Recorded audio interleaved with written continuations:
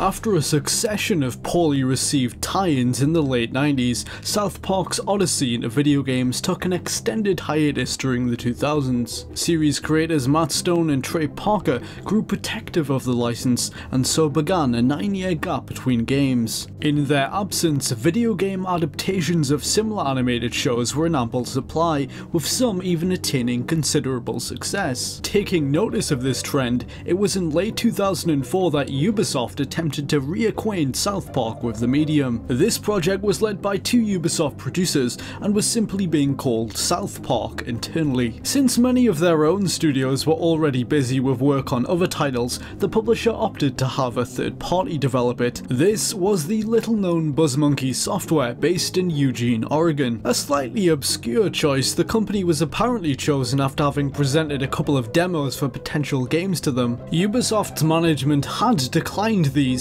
but was impressed with the studio's technical ability and therefore handed them the contract to South Park before long. With Ubisoft's producers installed to oversee it, BuzzMonkey got to work in December of 2004. This was around the time that Season 8 of the show was coming to an end, with the last episode, Woodland Critter Christmas, airing on December 17th. One former developer of BuzzMonkey shared that a part of its initial mission statement was to make the first game ever to map out the entire town of South Park, almost a decade before South Park's Stick of Truth would later come along to claim this landmark. A variety of playable characters were planned to be on offer too. There was going to be the four boys, Stan, Kyle, Cartman and Kenny, as well as a number of secondary characters. This included Chef, Gerald Broflovsky, Randy Marsh, Mr. Slave, Towley and others. Vehicles were readily available, easily found and commandeered, not unlike the mechanics of Grand Theft Auto. The fully realised open world was only one side to it, however. What BuzzMonkey was actually attempting to bring to life was something slightly less like The Simpsons Hit and Run and more like a traditional adventure game at its heart. The intention was for it to have a focus on puzzle solving and environmental gags that players would stumble upon as they wander about. Ubisoft had originally told the team to very directly mimic the style of Hit and Run, but they ended up putting their own spin on the formula, which they felt better captured the essence of the TV series. The PlayStation 2 was the game's lead platform, but it was also being worked on for Xbox, with a GameCube release being planned as well. The publisher gave them a fairly constrained period of time in which to put together the vertical slice shown here, although it was already starting to form into the vast, detail-rich world filled with Easter eggs and hidden jokes that they were aiming for. From what we understand, the game's story would have adopted a fairly straightforward linear mission structure, the first of which, contained within this early prototype build, put players in control of Eric Cartman, who is trying to obtain a straitjacket. To do so, he must infiltrate South Park's psychiatric hospital. During this mission, players must first gain a disguise. This alternate costume in itself would have been a throwback to an episode from South Park Season 8 called Up the Down Steroid. The episode saw Cartman entering a Special Olympics event for children with disabilities, pretending to be disabled in order to compete and win a prize of $1,000. I want to be in the Special Olympics. He dons a homemade outfit, including a bicycle helmet, in an ill-conceived attempt to mimic his competitors. In this level of the game, players were required to navigate Cartman's house to assemble this costume, and while they did, a licensed track, Let's Get Retarded by the Black Eyed Peas, would play in the background. When ready, Cartman would then make his way to what was referred to in-game as the South Park Mental House. Inside, the player searches for a straitjacket before a cutscene is triggered. Mistaking him for one of the actual patients, the doctors restrain him and undergo electroshock therapy on him. This, however, has unintended side effects, as it reawakens his long dormant V-chip, and yet another reference to a previous South Park story. In the movie South Park Bigger, Longer and Uncut, Cartman receives a cranial implant that electrocutes him every time he utters a profanity.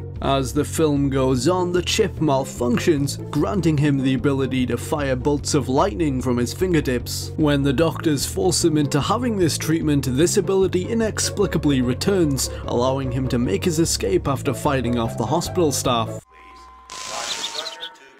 You're going nowhere, little piggy. The door's locked, and I have the key. It's at this point that we are introduced to the game's combat system, a fairly basic repertoire of punches and kicks, as well as a ground pound move for Cartman. This is just one example of missions that were on the table, representing some of the humour and blends of different gameplay types like driving, fighting, and collectible hunting that were to be expected in the finished game. The story cinematics were said to be pre-rendered CGI, made in-house at BuzzMonkey. The voice acting used for them, a developer explained, was not in fact provided by showrunners Matt and Trey themselves, although other members of the show's official cast had apparently filled in for them. It's possible that the duo's involvement might have increased if the project had continued, but their interaction with the game was next to non-existent. A former designer believed that they were distantly made aware of its development, although they had no input on any creative level. Outside of the single-player component, BuzzMonkey was also hoping to develop a robust split-screen multiplayer suite. Some of their ideas included modes for racing, as well as the tentatively dubbed Snowball Wars, Cops and Robbers, and Mailbox Baseball. These were simply rough concepts, however, as the focal point of development was very much fixed on that solo experience. South Park was the company's most ambitious title by quite a margin. For a game of its time, the overworld, for instance, was shaping up to be relatively huge. It was worked on for a total of 10 months, before, in a somewhat sudden twist, it was cancelled. At the time, a large amount of progress had been made towards crafting the town and trying to make it as true to the show as possible. The Xbox build you see here, obtained by Andrew Bowman of Past to Present Online, is only an early glimpse of what was finished, dating back to March 2005. The project came to a close in August. Former employees of the developer provided some insight into the circumstances around its abrupt collapse. One ex-artist believed that the root cause of its termination was the actions of one individual in particular, one of the game's two producers. Multiple developers formerly of BuzzMonkey claim that this Ubisoft staffer, who had never previously held a producer position, exhibited strange and unprofessional behaviour for the duration of the project. Some describe this person as being rude and temperamental towards members of the team, with one or two of them suggesting this might have been the reason why Ubisoft stepped in and shut it down. This theory is supported by the fact that this individual was fired from the publisher within the subsequent months. Another source, a designer who had a major role in the game's development, believes this issue was only the tip of the iceberg. Ubisoft's schedule for the title had been tight to say the least, pushing the team to its limits. This, coupled with the enormous amount of work still left to be done, made for a difficult situation. For many of the developers on board, this was their first project, so lack of experience, let alone with AAA titles, was another obstacle to factor in. All of these problems, in addition to how late it was being made in the generation, ultimately rendered it unfeasible in the eyes of Ubisoft. By the end, it had never officially left pre-production. BuzzMonkey's South Park prototype ran on an engine of their own creation, which was intended to be utilised by multiple original projects in the future. In the aftermath of its cancellation, the developers attempted to form other, smaller games using it. Among these was a platformer named Cave Girl and a tech demo for a game based around the 2006 movie Happy Feet. When none of these were picked up by publishers, BuzzMonkey took a new direction to sustain itself,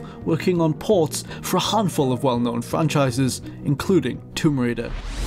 In March 2011, an Assembler Games user named Proton X revealed to the world Sonic Extreme, an unreleased Sonic the Hedgehog spin-off. This highly rare prototype, which was salvaged from a development kit for the original Xbox, raised many questions, a good number of which were answered by those who continued to research it in the years that followed. Andrew Bowman, a seasoned video game preservationist, rediscovered it after it had fallen off the map for around 5 years. He was able to successfully track down the only build of it known to exist and dig into its contents to unearth more details. According to Andrew, the prototype was made by a little-known company called Vision Scape Interactive from San Diego, California. Over 13 years since the project's inception, I reached out to former members of Vision Scape to get their side of the story behind this mysterious lost game. Vision Scape's road to creating Sonic X-treme can be traced back to around 2002. They had just completed development on Seablade, a flight combat shooter game for the Xbox. It had originally been intended to be part of a collaboration with Microsoft to promote the 2001 Steven Spielberg film AI Artificial Intelligence. The agreement ultimately fell apart, and Vision Scape was forced to hastily retrofit the title into an original IP, stripping out all references to the movie just months before release. This turn of events limited its success. For Vision Scape though, this was only one of the few ventures they had in the works. They had also secured the video game rights to Tech Deck, a series of finger skateboarding toys that gained popularity in the late 1990s. The outcome of this deal was a line of products known as digital playsets. These were packages sold at toy stores around the world, each containing 2 Tech Deck character figurines and a CD-ROM with a video game on it. Known as Bare Knuckle Grind, the skateboarding game was developed by Vision Scape Interactive and utilized an innovative business model. Each of the different Tech Deck character figure packs came with their own version of the game that contained new playable characters and a different town to explore. The more players collected of the toy line, the larger their interconnected virtual world or digital playset would become. The model in many ways foreshadowed the arrival of Toys to Life games like Disney Infinity and LEGO Dimensions. Launching in 2003, the product soon became a success. Ahead of its launch, however, Vision Scape was already acting on plans to expand Bare Knuckle Grind's reach with ports to consoles. They also intended to reuse the framework they had built for it in other skateboarding themed games. The first of these was based around the Nickelodeon TV show Rocket Power, a cartoon series about a group of friends who partake in various extreme sports. Publisher THQ acquired the license around the time of its first airing in 1999 and had set about producing video game tie-ins with it. The next one they had planned was called Rocket Power Zero Gravity Zone. It was set to be developed by Vision Scape for Xbox, PS2 and GameCube, while Ultron, a separate company, handled a Game Boy Advance version. Vision Scape's console game used a lot of the tech they had built for Bare Knuckle Grind and the same engine, a version of Renderware. It was being made with the Xbox as the lead platform, given the fact that they already had experience with the hardware from working with Microsoft on Seablade. Renderware would have enabled them to port Rocket Power Zero Gravity Zone to other platforms with relative ease as development went on. Unfortunately for them, however, the project never made it that far. Right before the game was set to enter alpha testing, THQ, who had been funding it, abruptly applied the brakes in around late February 2003. For years, its cancellation would remain shrouded in mystery. I contacted Matt McDonald, one of Vision Scape's co-founders, to understand more about what happened and its connection to Sonic X-treme. According to Matt, THQ faced mounting financial issues at the time. Within the space of a week, 13 separate projects were cancelled in an effort to decrease spending, including Vision Scape's Rocket Power title. Ultron's Game Boy Advance version, on the other hand, had a much smaller budget and was thus allowed to continue. It released in August 2003 without its home console counterparts. With their Rocket Power game dead, a lot of Vision Scape's employees were left without an active project. Their president, Matt McDonald, was forced to improvise. A number of Vision Scape's members had a background in animation. Matt had himself worked on the animated TV show But Ugly Martians, for instance. The studio therefore not only made its own games, it was producing CGI animation for games made by other companies. They had been hired to do 3D animated cutscenes for Sega's next Sonic the Hedgehog title, Sonic Heroes. Making use of this new industry contact, Matt decided in May 2003 that his team would put together a pitch for a new Sonic game for Xbox, PS2 and GameCube. The idea was to take the technology and experience they developed during Rocket Power and Bare Knuckle Grind and apply it to this new project. It was planned to be a game where the player competed against various Sonic characters in a number of differently themed worlds on hoverboards. Using the same engine and many of the same assets from Bare Knuckle Grind, a playable prototype was assembled for this theoretical new game. Recycling pre-existing tools like this allowed them to create the demo very quickly. Matt estimates that it took them no more than a week to make. Not only was the development process efficient, if the pitch was successful, it would carry the advantage of giving Sega a head start on the following Sonic game, since Sonic Team itself wouldn't be done with Heroes until later into the year. Thanks to their collaboration with Sega on the cinematics for Sonic Heroes, it meant that they also had some access to their internal library of game assets, like character models for both Sonic and Shadow, as well as art from previous games. These would become implemented into their hoverboarding prototype. Its menus were comprised of promotional art from the Sonic Adventure games, and the character models became their 2 playable characters, Shadow and Sonic. The player could navigate them through a skate park level stylized after Green Hill Zone from the original Sonic the Hedgehog with its iconic checkered soil. The stage is full of various slopes to ride up and rails to grind on. Doing so will allow you to pull off a number of tricks like stalls, flips and spins. Executing a trick successfully will give you points that are tallied up into a total shown on the top left of the HUD. According to Andrew Bowman, the prototype's owner, there are a few different modes that are accessible within it. The first of these is a single player mission mode where the player explores the Green Hill style environment with the ultimate goal of collecting an emerald. They must first locate and collect a key, which then allows them to unlock a portal. Travelling through it will take them to a final area wherein they can pick up the floating emerald, at which point the demo ends. The other two main modes have a two-player local multiplayer option enabled via split screen. Alternatively, they can be played against a computer-controlled opponent. One of them is dubbed Combat and has the two hedgehogs duking it out by picking up weapons and firing them at each other. There are several different types of weapons to grab, including rockets and grenades. They can also perform a spin attack to smash crates, revealing more of the level. The other game type is a simple race mode where the two characters compete against each other in a race to the finish. There are Sonic-style boost pads on the ground enabling you to pick up more speed. In addition, there is a very basic grey-coloured area built by the developers for test purposes that's hidden in the game's files. Various audio files sourced from Sonic Adventure 2 are used throughout the demo, including voice clips for Sonic and music lifted from its soundtrack.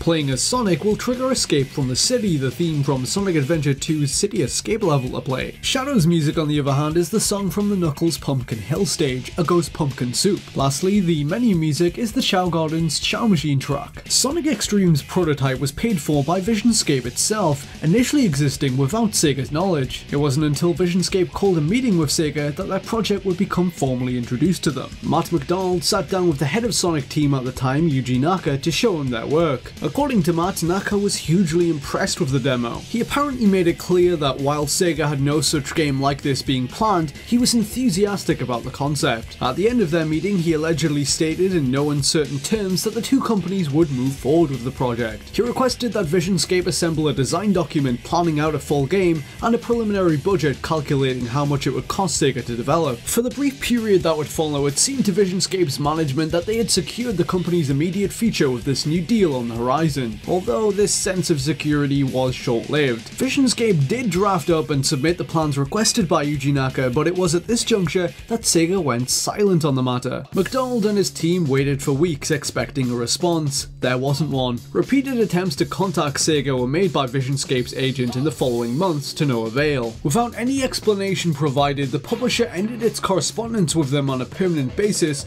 after they submitted the cutscenes for Sonic Heroes. Speaking to me in 2017, Matt McDonald says that he never took their quiet rejection of Vision Scape personally. He assumed that they simply had other plans and chose against moving forward with Sonic Extreme. It was another 2 years before Matt and his team would receive an update on the Sonic Extreme front. In this time, Sega had released Sonic Heroes and was nearing completion on its spin-off, Shadow the Hedgehog. In September 2005, the heads of Vision Scape were surprised to learn about the next Sonic game in development, Sonic Riders. The title was set to feature Sonic and his friends racing on hoverboards and performing tricks across various worlds, a premise that they believed was strikingly similar to the one Vision Scape had pitched around 2 years earlier. In our correspondence, Matt told me that he is certain that Sega essentially took the rough concept that they presented in Sonic Extreme and made it themselves, excluding Vision Scape from the process altogether. This, he believes, accounts for their total silence after their full proposal was submitted. Comparing Sonic Riders and the Extreme prototype, there are some vague similarities outside of the core hoverboarding concept. It could be argued that the modes in Vision Scape's pitch are in some form precedent riders. There is a battle mode in which players hover around a small arena and fight each other. They can even collect items that float next to them. They both, of course, have race options, and there is a game type in Riders where you collect an emerald,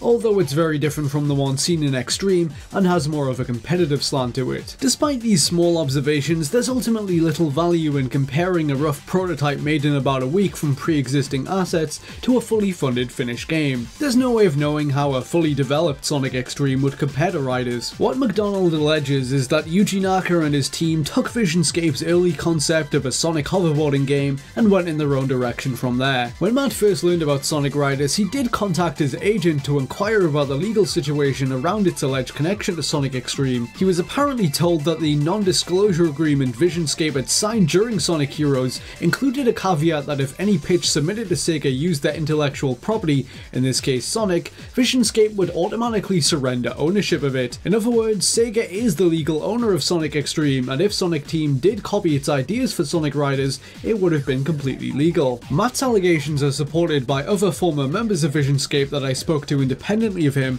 who are no longer under his employment. Furthermore, the file date from the prototype proved definitively that it was made before Sonic Riders, as he claims. In the interests of balance, I did contact both Yuji Naka and Sega multiple times to hear their side of the story, but both declined to comment. Sonic Extreme marks one of the many games lost in the Blue Hedgehog's long history. It's also one that we might never have discovered were it not for the actions of a few rogue ex-employees from Vision Scape. The company had announced it was shutting down in 2006, at which point Matt instructed a few of his remaining staff to dispose of their old development hardware. He had arranged for them to deliver a series of dev kits to an electronic recycling plant. Evidently, at least some of this technology never made it there. Instead, it appears to have been sold about, being traded between private collectors before eventually being recovered and preserved by Andrew Borman. Officially, nothing ever came of Vision Scape's Sonic hoverboarding project, but depending on who you believe, it could be possible that there is a causal link between the existence of it and an entire series of Sonic spin-off games.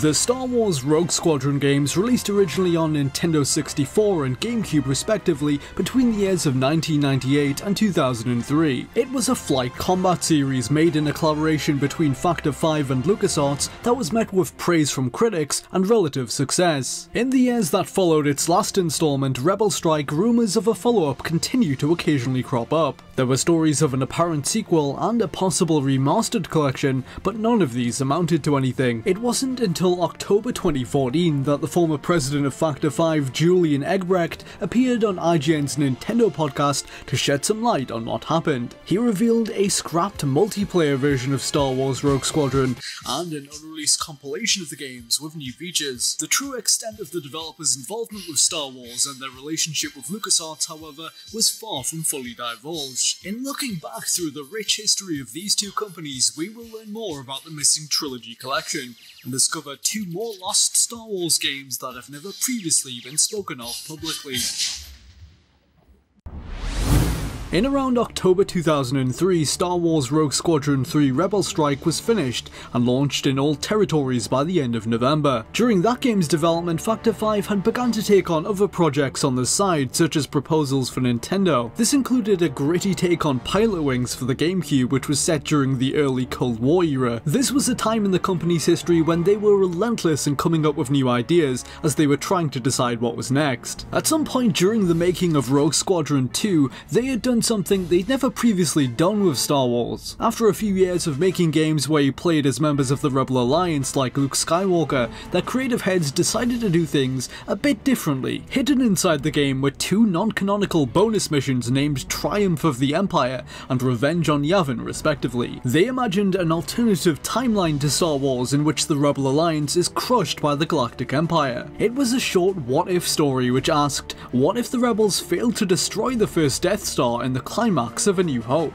The player controlled Darth Vader, piloting his distinctive Tighe Advance X1, who must put a stop to the Rebel assault on the Death Star. If successful, Luke Skywalker is killed moments before completing his attack, and the Empire emerges triumphant. In the following mission, Vader and his squadron invade Yavin 4. They must eliminate all of their fleeing transport vessels to prevent the Rebel leaders from escaping. A couple of years on from Rogue Squadron 2, Factor 5's people decided they would revisit this concept after Rebel Strike. They would take the idea much further in a spin-off of the Rogue Squadron series dubbed Star Wars Dark Squadron. As the name suggests, this was planned to be an entire game where the player fought for the Imperials, joining their campaign to quash the Rebel Alliance. Like Rogue Squadron, it would have been a flight combat game, but with a spotlight on Imperial ships like Tighes, as you would expect. The main playable character would have been Darth Vader, as it was in the aforementioned Empire levels from Rogue Squadron 2. The previous games offered players some limited strategy elements, such as the ability to issue orders to your squad mates with the D-pad.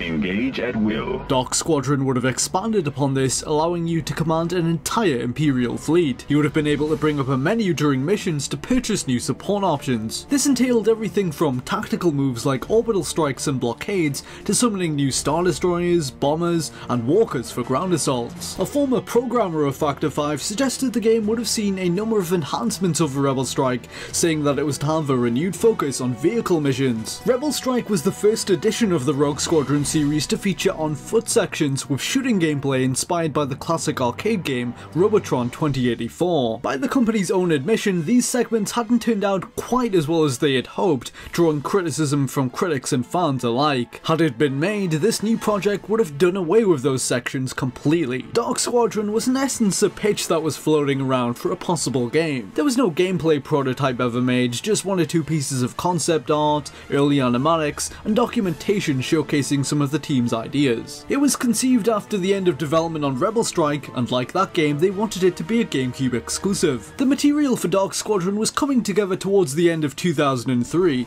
as LucasArts was preparing to deliberate over their budget for the following year. This was the time when the publisher would review pitches from their partners and decide which games would be receiving funding. LucasArts, of course, wasn't just a publisher, it had its own in-house development team that was making its own original projects, like various tie-ins to the Star Wars prequel movies. They were also contributing towards various productions being handled externally, including the Rogue Squadron games. Around the time that Dark Squadron was being realised, they too were trying to get a new project funded. Despite the LucasArts development team being part of the larger company, they weren't supposed to have any kind of advantage over third-party companies like Factor 5 when it came to the pitching process. They were still required to pass all of the same hurdles as anyone else trying to get a game funded. They had to present it to a LucasArts publishing committee comprised of their higher-ups. The LucasArts team had come up with the concept of doing an action-adventure game with popular Star Wars character Chewbacca as the lead character. It would have explored that space of Chewie's life when he went from being a warrior on Kashyyyk to being Han Solo's right-hand man. Their ideas revolved around his adventures working as a bounty hunter between the years of episodes 3 and 4. This Chewbacca bounty hunter game was set to compete directly with Dark Squadron for funding. Due to the constraints of the yearly budget, it was unlikely that both would be picked up. If one was approved, the other would have to be shelved. Unfortunately for Factor 5, it was the Chewbacca project that would emerge the victor, while Star Wars Dark Squadron was rejected. Reportedly, there was some trepidation around proprietary issues, as well as how well Factor 5 would be able to implement some of their ideas,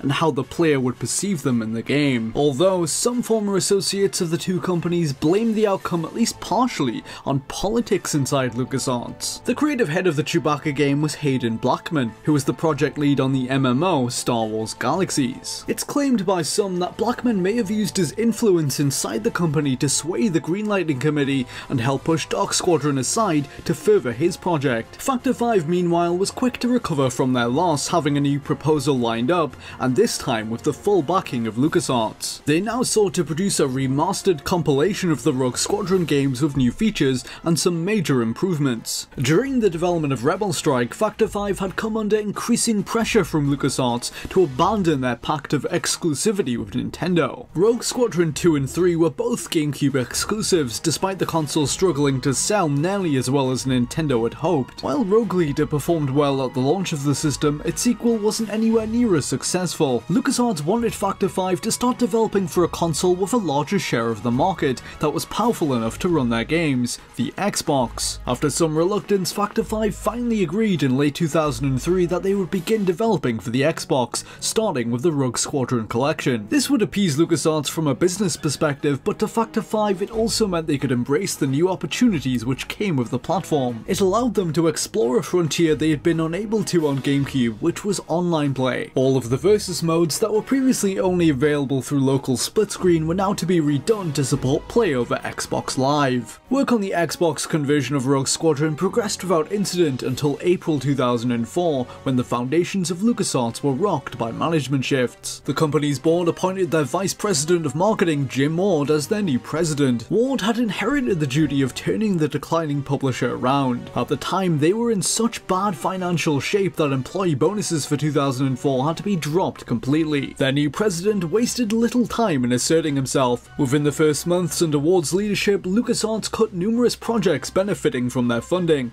and before long, the Rogue Squadron trilogy found itself in the firing line. Despite the fact that it was around halfway done and was on schedule for a late 2004 release, the project was canned in an unexpected turn for the developers. Most of the work done was on porting the offline missions into one merged interface. The online components were never up and running. In a twist of irony, the Chewbacca game, which inadvertently led Factor 5 towards making the Rogue Squadron collection project, was never made either. Although it did pass the initial pitching process and was greenlit, it was later shot down by George Lucas himself. Lucas apparently didn't appreciate some of their ideas, like the thought of Chewbacca leading his own game. Instead, the team ended up working on a new game which would eventually become Star Wars: The Force Unleashed. For a while, Factor 5's Rogue Squadron collection would remain shelved. It wasn't until over 3 years later that it would eventually resurface. In late 2007, production on Lair, Factor 5's poorly reviewed PlayStation 3 exclusive, was wrapping up.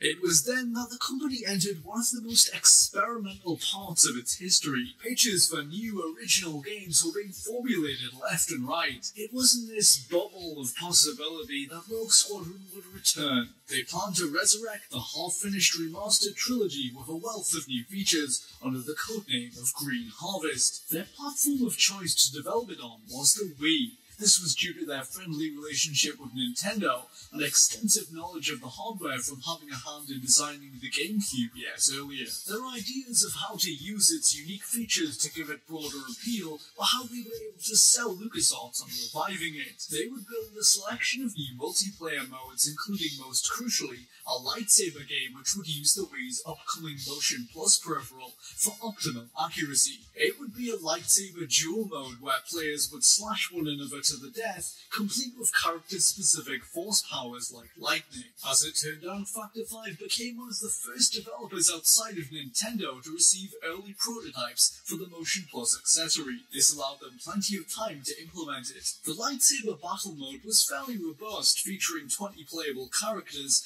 and the ability to add comically large Mii-heads to them. The character roster was made up of Emperor Palpatine, Darth Maul, Darth Vader, Obi-Wan, Yoda, and a handful of variants upon Princess Leia and Luke Skywalker. This included their various appearances from the movies like Luke's Stormtrooper disguise and Leia's infamous slave costume. The mode was playable in a variety of iconic settings, including the Death Star hangar and the Cloud City Carbon Freezing Chamber. Each had its own environmental hazards, including crates that could be hurled using the Force and death pits that players could be knocked down. Alongside the lightsaber dueling was a new speeder bike race mode inspired by the forest chase sequence from Return of the Jedi. Players could compete with one another across a selection of planets, such as Tatooine or Endor. The Wii compilation scrapped the concept of online play that its Xbox Forerunner once touted as a core feature. Instead, the developers chose to invest their time in adding new modes and creating a local multiplayer section with plenty of content. In addition to the multiple versus game types, there was an entire cooperative campaign too. It all sported new support for widescreen and ran at 60 frames per second using Factor 5's in-house Wii engine. The structural setup of the main story missions was a bit different from the original games.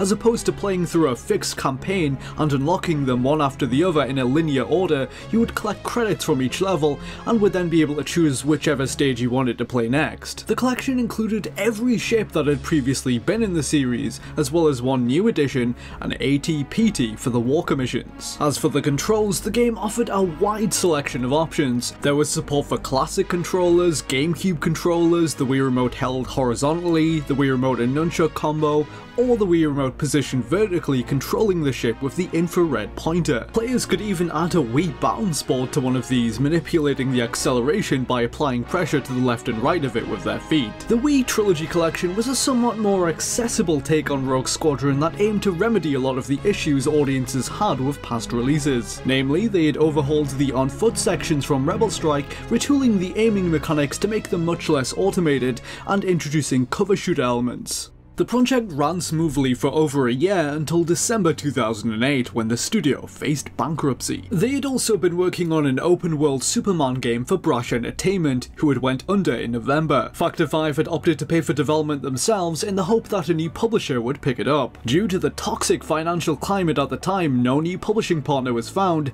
Factor 5's monetary resources were drained, and they too were forced to shut down. Some reports claim that this was the end of the Rogue Squadron Wii project, that it was at this stage completed and mysteriously never released. The truth is a bit more complicated than that. On December 19th, 2008, Factor 5 Inc.'s president Julian Egbrecht laid off all of their remaining workforce without pay. It was seemingly the end of the company and all of their respective projects. Or was it? In the weeks before closure, it had become clear to their management that bankruptcy was all but inevitable. They therefore hatched a contingency plan to allow some of their games to live on. Kept secret from most of their employees, they would form a spiritual successor to survive Factor 5. Its name was Blue Harvest, a knowing wink towards the fake working title of Return of the Jedi used to hide its production. Blue Harvest was registered on December 9th, 2008, 10 days before Factor 5 Inc.'s closure. It was owned by Julian Egbrecht's partner, Katja Reitermeyer. The day-to-day running of the company was handled largely by the same people as Factor 5, but it was put under Reitermeyer's name to avoid credit issues. 2 days after it was set up, Egbrecht sold Factor 5's assets to Blue Harvest,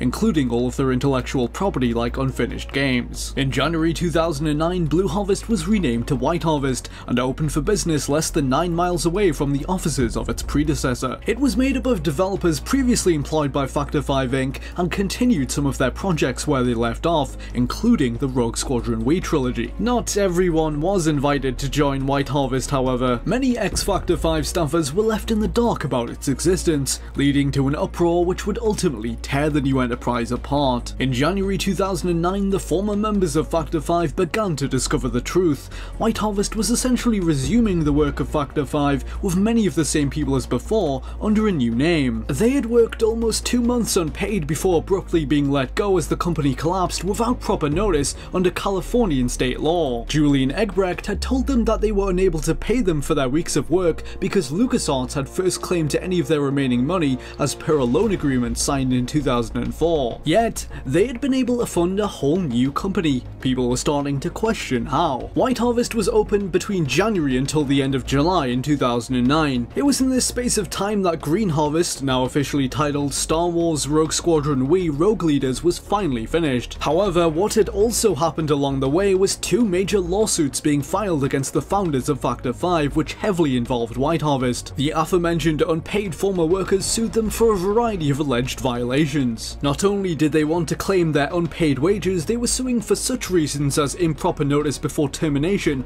and most damningly of all, fraud. They alleged that Factor 5 had fraudulently transferred its assets to White Harvest to avoid paying creditors. The lawsuits would drag out for years to come, and in the middle of it was LucasArts, the publisher of Star Wars Rogue Leaders Wii. They were left with a completed game on their hands, and yet they would decide against releasing it. LucasArts had been complicit in the operations of White Harvest, helping fund them despite full knowledge that lawsuits from former employees were likely. If the court cases surrounding the game ended badly for the founders of Factor 5, it had the potential to threaten the public images of both developer and publisher. From the perspective of LucasArts, Rogue Squadron Wii could have been caught in a hurricane of bad PR. It was for this reason that one very risk-averse publisher left the game unreleased, keeping the spotlight away from the delicate legal situation. White Harvest's other projects failed, and without any revenue from the sales of Star Wars, like Factor 5 before it, it was forced to close.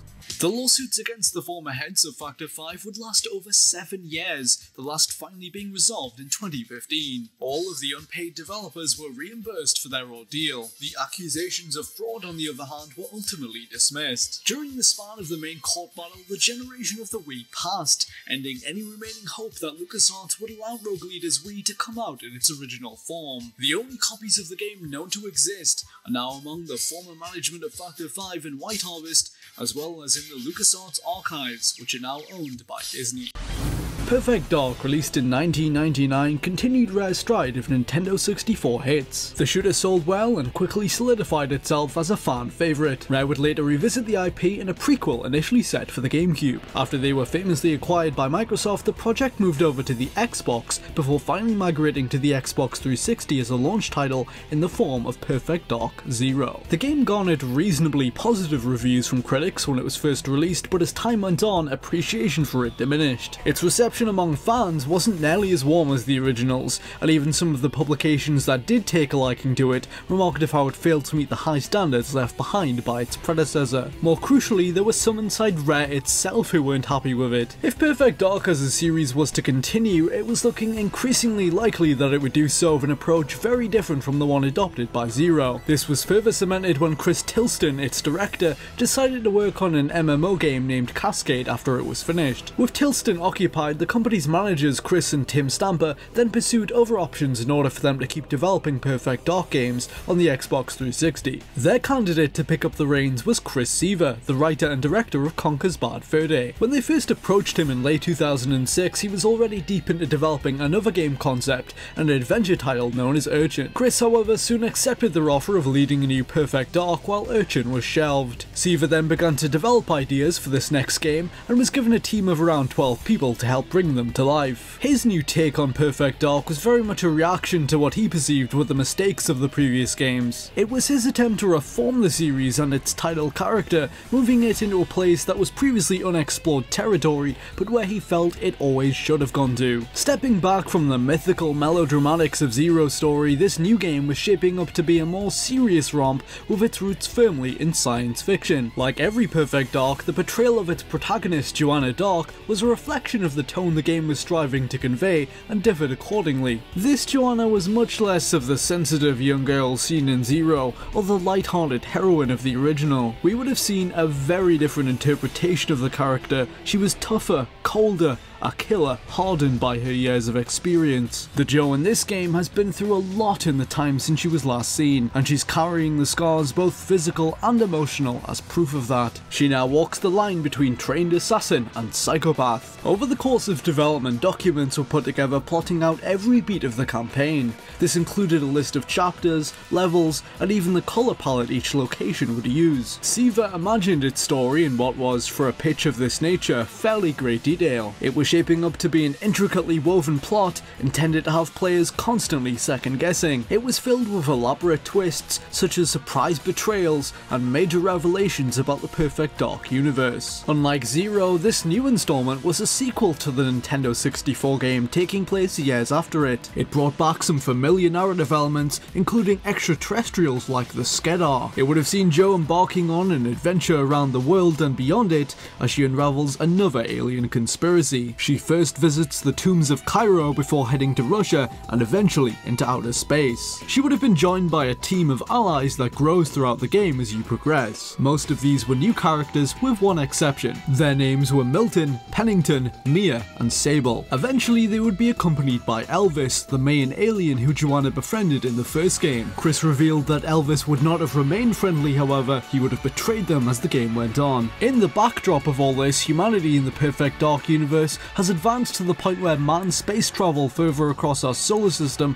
has become a reality. Russia is in the process of investigating the area of space around Saturn, and Ms. Dark, curious about their intentions, isn't far behind. She's also facing a mysterious new foe, Prince Vox, the game's central antagonist. Later into the story, she uncovers that the Russians have found evidence of possible alien activity on one of Saturn's moons, Titan. Scientists examining it may have found proof of an ancient civilization beneath its icy surface. After being briefly imprisoned in a gulag, Jo escapes and with the aid of her team moves to infiltrate a planned Russian expedition to Titan. They secretly stow away aboard shuttles which take them to a small space station in Titan's orbit called OSV Huygens. This was a reference to Christian Huygens, the real-life Dutch scientist who discovered Titan. From this point, Jo and her team descend to the surface and eventually navigate their way below it to see for themselves the apparent remnants of this ancient civilization. As they come to understand, all is not as it seems, or as Chris Seaver himself put it,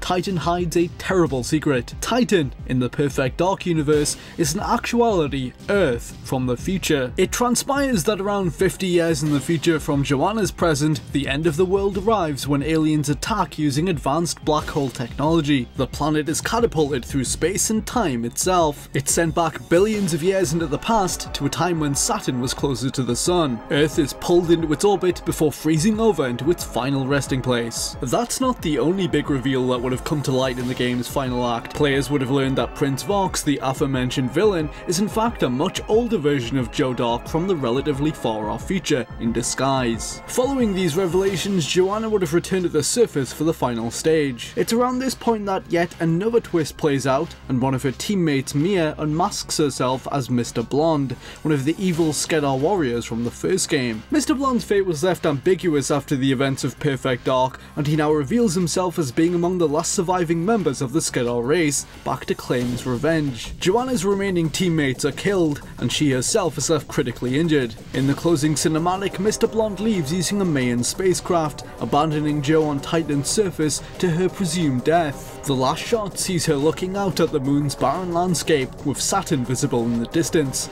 "Nice view," she remarks. This, however, wasn't the absolute end. Chris Seaver and his team proposed doing not just one game, but two of them. The first was dubbed Perfect Dark Core, and its direct follow-up was named Perfect Dark Vengeance. It was a 2-episode sci-fi epic, one overarching narrative taking place over 2 releases, and each part was planned to be developed back to back. Chris compared this process to the multi-part approach adopted by certain Hollywood films, like the Harry Potter and Hunger Games movies respectively. Part of the team's motivation behind wanting to do this was to alleviate downtime between projects. With the technology from Core already built, and everything mapped out moving forward, they would have been allowed to develop Vengeance with greater efficiency. They hoped to create 2 fully featured games that could stand on their own terms, both with, for example, a multiplayer suite on top of the campaign mode. It was never precisely determined how exactly they intended to explain Joe surviving the events of Core's ending, but one former designer did recall discussions of potentially using advanced technology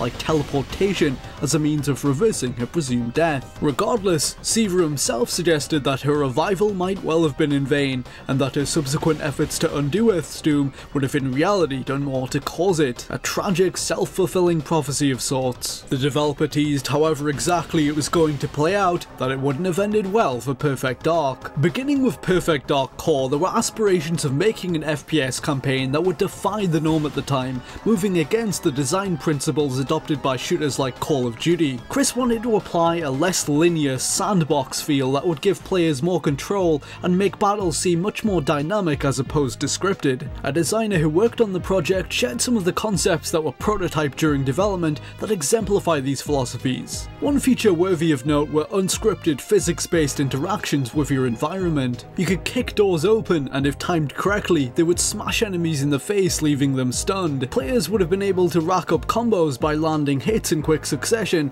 and if a certain amount was reached, a deadly Bond-esque finishing move would become available. In Perfect Dark Core, getting through levels solely through use of firearms was generally discouraged. You would have often been pushed towards finding more intuitive ways to resolve combat situations, like shooting out supports to cause a heavy object to fall and crush enemies. Using stealth was also an option.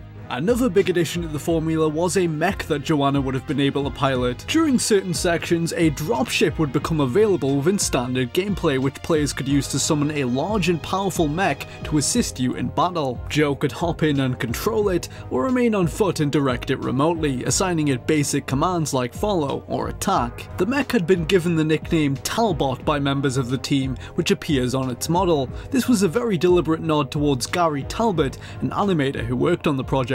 Initially, when Joanna first encountered the Talbot mech, it would have appeared hostile, but once defeated, it would become a reliable tool in her arsenal. There were other gadgets being tested too, including grenades that would slow down time within the vicinity of detonation. The player's perspective in Core was being described as ultra first person, introducing parkour style movement, expanded melee combat, and a new camera system to create a much more intense, visceral experience. When this was initially pitched to Rare's management, there was some concerns that this might cause motion sickness, so a lot of time was spent fine-tuning and balancing it, giving realistic weight and inertia to head movement. Joanna's head would even turn automatically in reaction to external stimuli like explosions within a certain distance of her. Despite the game being worked on for around a year, Joanna herself was never actually given her own in-game model. As director, Chris was never sufficiently satisfied with any of the design concepts suggested by Rare's artists. Instead of committing to one as the basis for for a model, a placeholder was used for prototypes, another model that had already been made from male AI soldier. Perfect Dark Core was under development between 2006 and 7 among an increasingly small team. It had not at any point been approved for full production. They were given the freedom to experiment and build their ideas to hopefully secure the green light from Microsoft. Former employees admitted that in the latter half of its lifespan, the core team had become desperately understaffed. First, artists were removed, causing the team to shift towards concentrating on developing an engine and other tech, as well as polishing Joanna's movement. Eventually, the team was reduced to no more than several people. Shrinking their resources like this was a deliberate attempt by Rare to keep the project low cost and under Microsoft's radar to prevent them from intervening and cancelling it. Rare's management had faith in the project to produce a worthwhile sequel, and months were spent trying to convince Microsoft of its potential. It would ultimately come down to a meeting in 2007 between members of Rare and Microsoft Game Studios to determine its fate. On Rare's side, this included founders Chris and Tim Stamper alongside project leader Chris Seaver. They were joined by Microsoft's Ken Lobb, Shane Kim, Phil Spencer, and their corporate vice president of interactive entertainment, Peter Moore. What apparently ensued was a lengthy back and forth of Rare trying to persuade the publisher of its creative merits to have them funded as one of their next big games. Microsoft's representatives weren't convinced. They made the argument that the Xbox 360's first party lineup already had multiple titles belonging to the sci-fi shooter genre. From their point of view, with popular franchises like Halo and Gears of War, this was a pillar they had already covered thoroughly. Rare's heads insisted that Perfect Dark could still offer an experience unique and interesting enough to stand out from those games,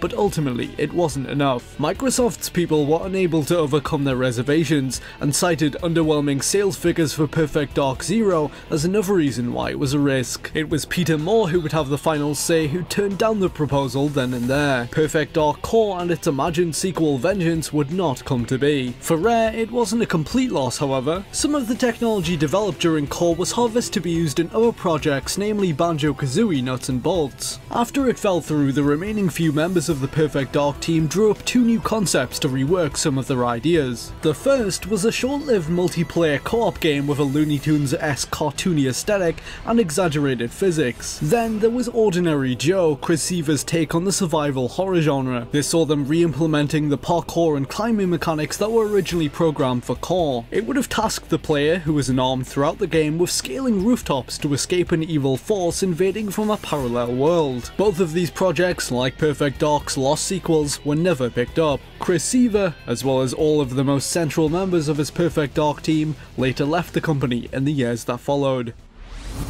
Usually, I cover games that were in development over an extended period of months and sometimes years before ultimately being cancelled. Well, in this video we'll be doing something slightly different and exploring 5 cases of video games that never got off the ground to begin with. 5 games that nearly came into existence and could have had the potential to change game history in their own small way. These are the projects that once could have happened, but never did. In a previous video we explored a cancelled open-world action game based around Marvel's Daredevil from a company called 5,000 Feet. It was being paid for by a publisher known as Encore, a group that once had high hopes of becoming a big name in the industry. Unfortunately for them, that ambition would never meet reality. The development of Daredevil, the Man Without Fear, was rife with problems, including infighting between workers and technical hurdles generated by the game's troublesome engine. About midway through its life cycle, however, things were going relatively smoothly, and Encore was already hoping to do a spin-off of Daredevil which would have centered around Elektra. The character played a key role in the story of Man Without Fear and would have accompanied the player for a fair chunk of the experience. Elektra at one point even took part in one of the game's boss fights against Bullseye. This meant that a character model and animations for her were already finished. Reusing some of these assets and recycling the elements of Daredevil's combat system could have made for a quick and easy spin-off. It almost happened too, but was thwarted by several factors. As it turns out, the collapse of the Daredevil project was only one of the obstacles preventing it from being made. Another cause was the failure of the 2003 Daredevil movie. Marvel and their associates had a lot riding on it being successful, but its box office performance failed to live up to their somewhat lofty expectations. As a result, Marvel became much less interested in pursuing Daredevil-related licensing opportunities. While the Daredevil game was falling apart, the management of Encore had already been trying to get opted out of the business of making their own games. The project's demise was leaving an enormous hole in their pocket, somewhere in the range of $5 million US. All of this bad news was more than enough to persuade them to finally leave game development behind. Their ideas for the Electro project were subsequently abandoned, according to Eric DeMilt, a former senior producer at Encore. An Electro video game for a time still could have happened elsewhere, but Marvel soon turned against the idea even more when the Electro movie starring Jennifer Garner flopped in 2005. Rumours have long suggested that a game might have reached some form of development, but this is not so, according to Eric DeMilt.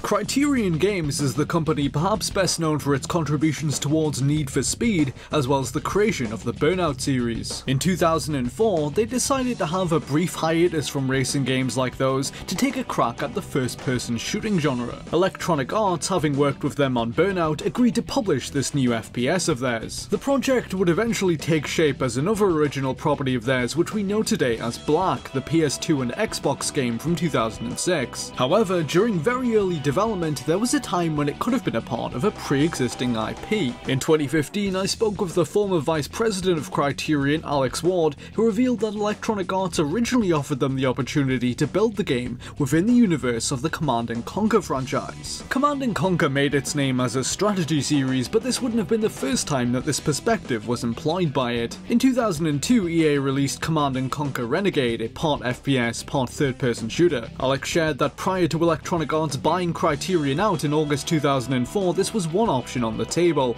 They ultimately decided against it in favour of making something completely from scratch. Nothing would come of EA's short-lived idea, and it joins a history of the publisher attempting to translate Command & Conquer into the first-person shooting genre. Next on our list comes to us from the UK's now defunct official Nintendo magazine. It's not one I dug up personally, but I feel it's worth mentioning as it's now relatively obscure since their site and all of its articles vanished from the web. Masahiro Sakurai is the director and designer renowned for creating such franchises as Super Smash Bros. And Kirby. In mid-2008, he had just wrapped up development on Super Smash Bros. Brawl for the Nintendo Wii and was contemplating which project he would dive into next. Satoru Iwata, Nintendo's then president, approached him about making a game for their future handheld, the 3DS. After much deliberation, Sakurai would ultimately settle on doing Kid Icarus Uprising, which released in 2012, although this was not the first Nintendo IP which he considered bringing back. Originally, he wanted to do a new entry in the Star Fox series. However, as he began to think about which mechanics the game would employ, he soon realised that Star Fox wouldn't fit well with what he had in mind. He was seeking to make a shooter where the player could turn quickly on a dime, rotating and flipping instantly to attack targets behind them. He also wanted players to be able to shoot from their sides. Sakurai thought that these mechanics would be out of place in a Star Fox game where heavy, clunky vehicles like tanks were usually involved. Instead, he came to the conclusion that Pit from Kid Icarus would be a much better suited character for incorporating these ideas. His theorized Star Fox 3DS game was never put into development.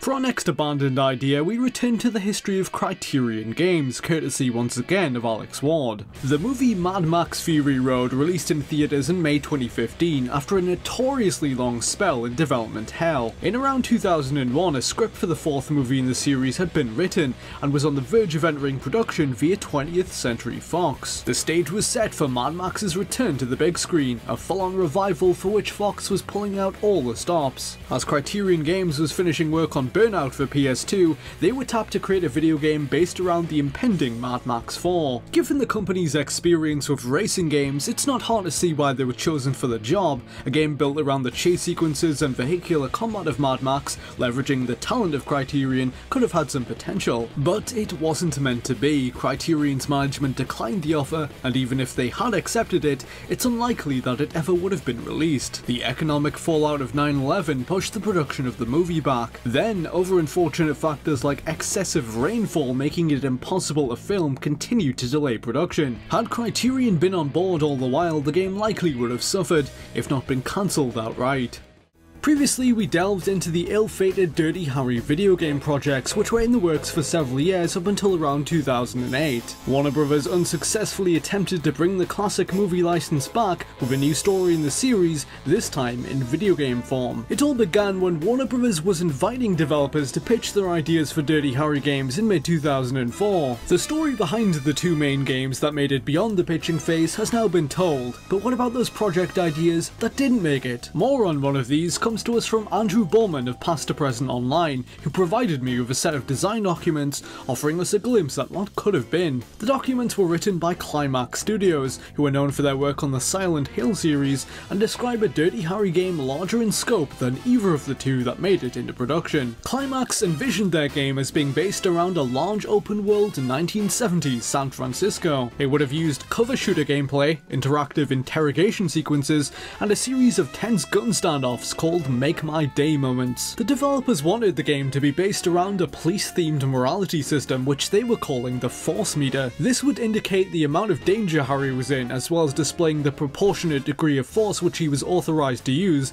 in his pursuit of upholding the law. Like Harry himself, players would walk the line between right and wrong. There was also going to be crime scenes which Harry could investigate to explore and gain clues about the various cases he was tackling. It was a take on Dirty Harry with less of a focus on all-out gun battles and more on careful police work. Gameplay would have rewarded acts of non-violence like disarming enemies and apprehending them over straight up killing them. A reputation system would have monitored player actions, ranking them from such extremes as hero cop to liability. Ultimately, Warner Bros. Chose the less costly, more linear option pitched by the Collective Inc. Had Climax's project been picked up, it would have been made for PC and Xbox 360, which at the time they were still calling Xbox 2, since it had yet to be revealed.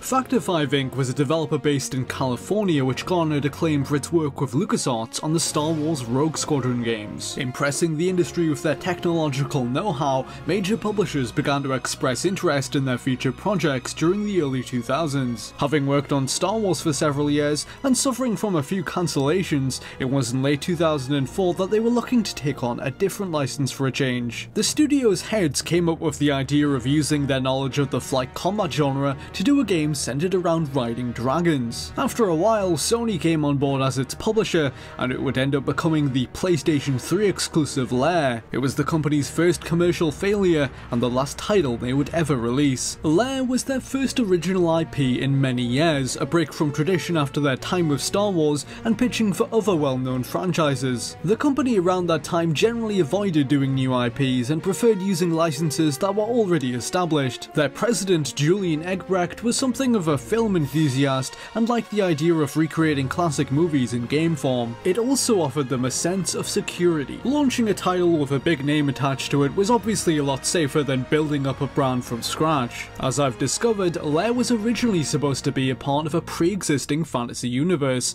or so the management of Factor 5 wanted it to be. Before the game entered development and no publisher or platform was attached to it, the company wanted it to be linked to Dungeons and Dragons, specifically the world of Dragonlance. It's unclear how exactly we would have seen Factor 5 use the lore of Dragonlance, as this was an idea they never got to develop properly. The concept was talked about briefly in around late 2004 as the developers tried selling publishers on the idea. Sony initially showed an interest in the project but decided against paying for it. This was because the Dungeons and Dragons rights holders Wizards of the Coast demanded what was an apparently high sum for them to use the license. Nobody wanted to cover these costs, so Lair was made as a solution.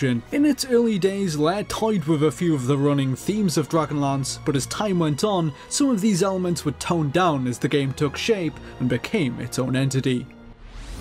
In July 2015, gaming news site Gamatsu came across a trademark filing from Sony for a video game related product named Nomageddon. The internet soon became rife with rumour and speculation about what exactly this was. The name would crop up again in the Sony rumour mill nearly 2 years later when a Reddit user claimed in February 2017 that Nomageddon was a Western style game from Sucker Punch Productions. However, this hearsay went without proof and the enigma that was Nomageddon remained. I contacted various ex-employees from Sony to put the mystery to rest. Nomageddon was a project belonging to Sony Interactive Entertainment's San Diego subsidiary, which is sometimes referred to as SD Studio, or simply Sony San Diego. This division of Sony made its debut in 2002 with an original IP for the PlayStation 2 called The Mark of Kree. However, much of the creative force behind that project departed the company after it was finished. The remaining members of Sony's San Diego branch after that would make mostly sports games, including yearly installments of NBA for PlayStation platforms. What What's not widely understood, however, was how the subsidiary actually operated from this point on. In the mid-2000s, the studio was divided into two sections. One side of it would develop the main version of a game for a home console, whereas the other would simultaneously work on a port of that title for Sony's portable system at that point in time. This arrangement began with NBA 06. One team made the PS2 version, while the other ported it to PSP. These two groups worked at the same location, but in two separate buildings with little interaction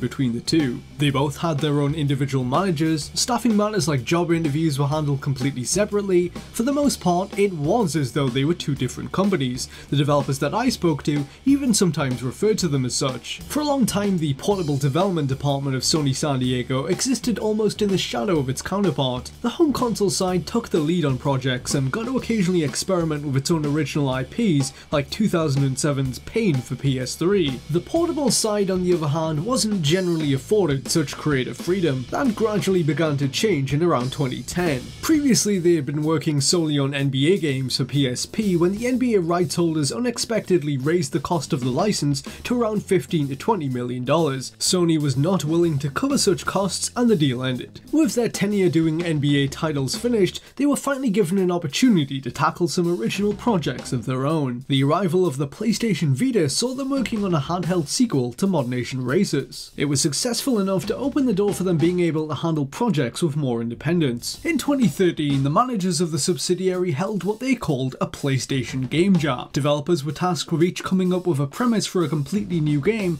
and pitching it to them. The ideas they deemed most interesting would get a shot at being made. Two concepts emerged victorious from this internal competition. The first, a survival game about escaping a zombie outbreak, would be given priority and enter full production first. The other, which would be developed slowly in the background of the other project, was a game about gnomes. The concept for it originated from a special effects artist at the company. It was intended to be an online action game involving factions of garden gnomes fighting one another. Among the heads of staff, it was received well. A very small allocation of their 50 total developers was put onto the project, while the majority of them went to work on the zombie game. At a very early point, the call was made to pursue a free-to-play model for the two titles. According to former developers, this was partly an attempt on Sony's behalf to tap into the growing free-to-play market on mobile platforms at the time. Sony San Diego staff were apparently happy to be doing something original, but some held some deep reservations about the payment system. In 2014, after about a year into development, the two games had made some progress. A few more staff were transitioning to the Gnome game, which had picked up the working title of Gnomegeddon. Meanwhile, that other project had been going through some big changes. A senior staffer had apparently remarked that zombies had become overplayed and instructed the developers to alter the game's premise to instead be about mutants. With this change in direction, it would become known as Killstrain. Work on Gnomegeddon would last around 3 years altogether, and it was being built by a small group of people. Over those few years, Killstrain was subject to various setbacks, meaning some staff were transferred from Gnomegeddon to assist them. Confidence at the studio for Killstrain had dwindled somewhat. Former staff say that the game lacked solid direction and a much needed visionary to guide it, someone with a strong sense of what it was really supposed to be. It ended up as a top-down MOBA game that pitted mercenaries against mutants in a futuristic setting. Although there was some enthusiasm about it, others at Sony failed to see what the game's hook was. Gnomegeddon, by all accounts, was a different story. It had a visionary with big ideas at the helm, and despite no more than 11 people being assigned to it at any one time, its developers believed it was coming along well. It was an online third-person action game in which each player controlled one member in a party of heroic garden gnomes who were charged with fighting a faction of evil garden gnomes. The game was set to be split into 3 main modes. The first one they developed was a simple versus mode. For all intents and purposes, this was a team deathmatch setup where 2 teams forfeit territory. Originally, the versus mode was the project's focus, and the developers had intended to mimic the style of a MOBA. There were 6 different classes of gnomes available, each with their own unique playstyles and abilities. These were fighter, tank, assassin, mage, marksman, and support respectively. Each were equipped with various makeshift weapons cobbled together from supplies found around the gardens and sheds of the neighbourhood. The other 2 modes were called Raid and Holdout respectively. Holdout was a game type similar to Horde mode from Gears of War. Waves of malevolent gnomes controlled by the game's AI were invading your garden, and alongside several other teammates, you had to defend it. In particular, you had to protect the garden shed. If the enemies were able to reach it and destroy it, the game was over. If you succeeded, each each player would receive a sizable payout of loot. This could then be used to upgrade your customizable gnome character with new abilities and weapons to make them more powerful. Raid, lastly, was the closest thing the game had to a campaign. It was another cooperative mode in which you and your fellow gnomes had to go on the offensive and seize an enemy garden. This would involve completing a set objective, which ranged from freeing friendly AI gnomes who had been taken prisoner